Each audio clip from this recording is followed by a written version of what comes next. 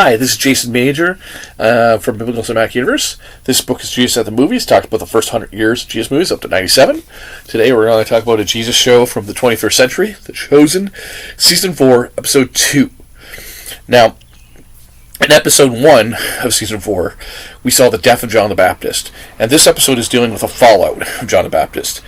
But there's some really great storylines going on, both from a historical narrative, biblical narrative, and then weaving in these created storylines, which they're trying to, as best they can, make them stuff that's, plausible storylines that would have happened. And this is an example of doing all that well, as opposed to storylines where you go like, I don't buy that. This is an example of doing it well. You have minor storylines of Thomas and his romance, and that ongoing storyline with that, connected to a scripture as well, to a scripture passage. You have the ongoing storyline, which is showing the escalation of the religious Pharisees and Sanhedrin against Jesus, and how that's going to set up for the trial in the future. You have the escalation with Rome and the Roman spy, and what he feels about the situation with Jesus. And then the big storyline here is that you've now gotten to the scene where let's just say that the rock and foundation of the church is being established. Aha! See what I did there? If you know what I'm talking about, you know. And it's a minor spoiler, but that's the big scene in the story. And then the other big plot line of this episode is Peter and Andrew. And I love the way that what happened in this episode is that you take storylines that started way back in Season 1 of The Chosen with Peter and with Matthew. Did I say Andrew? I keep on saying Andrew. Andrew's his brother. Peter and Matthew, and you're weaving those storylines and the consequences of them, and then you're finally delivering and paying off the emotional payoff that you've been waiting years to see. And you've asked questions and said, well, wait, why didn't this character do this or that character do that? And it creates a great emotional passage.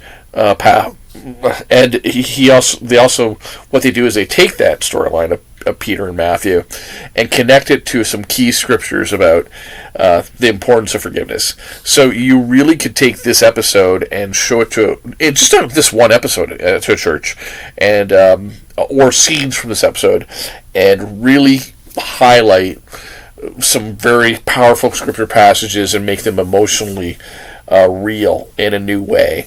I really recommend this episode.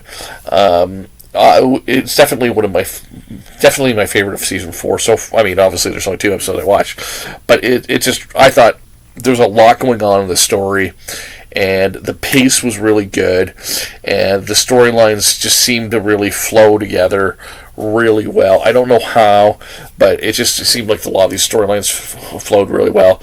I also feel that this is kind of the turning point in the ministry of Jesus, even from the biblical narrative, but also from the show's narrative, because we're really, for the rest of Season 4, and then obviously the upcoming Season 5, we're going to be focusing on, the rest of Season 4 is focusing on the kind of his eyes set towards Jerusalem, and then Season 5 is going to be the kind of the last week in Jerusalem, then Season 6 the crucifixion, and Season 7 the resurrection.